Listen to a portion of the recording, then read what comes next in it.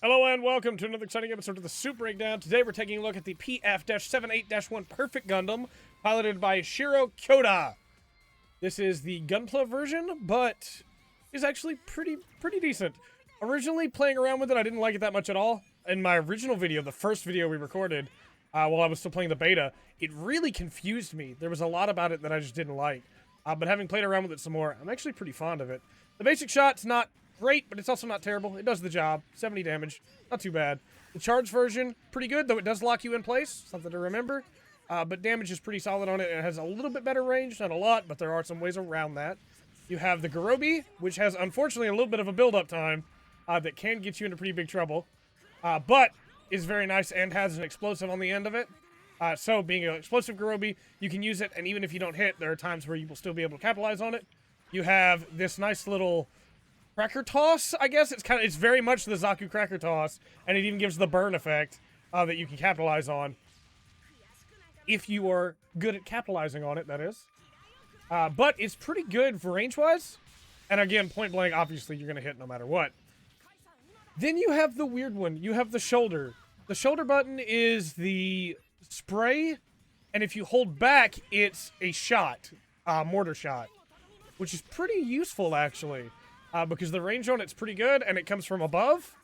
You also have the ability to use the spray in an arc, which is pretty nice.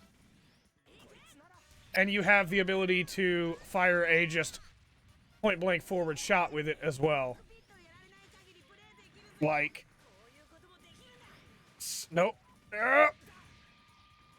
Can be tough to pull off, but like that. And you only have very little ammo on it, so you need to use the right one the first time if you don't want to get punished for it. Garobi, of course, very good even at close range. Even with the build-up, you're able to get some pretty nice abilities with it. If you charge the melee, you get a mode change. This increases your lock-on range, so you can lock on from further away, allowing you to capitalize on things like that shot or your regular beam rifle, which is not too bad at all. We'll get into the melee in the next round, where we show off the various different melee modes that it has and what it can do there. And then, of course, we'll also show the burst. Its kit is weird, and I think for a 2000, having a Garobi is great. I don't think the rest of the kit works super well with the Garobi.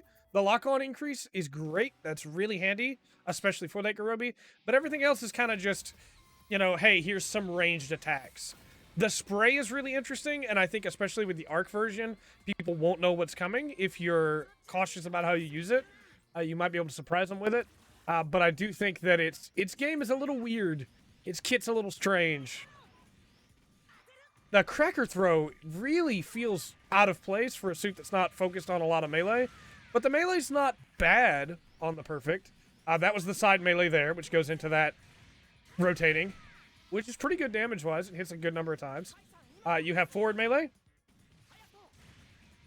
which is that little grab there. And you have standard melee. Not too bad at all. And back melee is a parry that we're probably not going to be able to show off on the AI. But very cool. Glad to have it. Just not something that I'm probably going to use very often myself. Most of the time, a parry is good to catch somebody, but if they sidestep your parry and hit you anyway, then what was the point? So, I much prefer to just get in there and get them. As you can tell, melee doesn't do a ton of damage.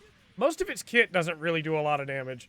But the kit is surprising, and kind of like the G-parts, if you're looking to just catch somebody by surprise and really just, I guess the best phrase would be really just get them before they realize what's happening, then the Perfect is a pretty good suit for that. It doesn't look like it would have a Garobi, so if they haven't gone against one before, they won't know that it has one.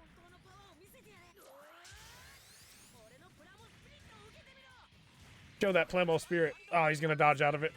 That's unfortunate. The punch that it does with the burst is actually really cool. We'll see if we can't show it again here. I think the biggest issue it has is that most of its abilities lock it down. It has no escapes. It has no quick dodges built into the kit. And the closest thing would be the Cracker Toss that has a very short range on it. You can make up for that by using the range increase that has a pretty long charge time, honestly, and doesn't last that long. But it does the job. It's just because you're locked down, you're going to get hit by stuff if you're not careful about how you use it. So we asked the question, should you use the Perfect Gundam? If you're somebody who likes ranged, it's a suit to consider. A 2000 with a Garobi's pretty good, and the Garobi does pretty good damage. But I don't think it's the best among the 2000s. It does have a lot of health, which is good, but it just doesn't really shine for me in a game that has a lot of other suits with Garobi's that I think have kits better suited to it. But it does have a really cool burst where the pilot says, "I am a champion," afterwards. So, you know, if you like Shiro or you like the Perfect Gundam itself as an idea, then sure, give it a shot. I just don't think ranged-wise it's great, and it's definitely not great melee-wise in my opinion. But still very fun, still very interesting, very different, right? With all that said, let me know your thoughts on the Perfect Gundam in the comment section down below. My name has been Trey. This has been the Full Spectrum. Remember to always enjoy the full spectrum that the Perfect Gundam has to offer.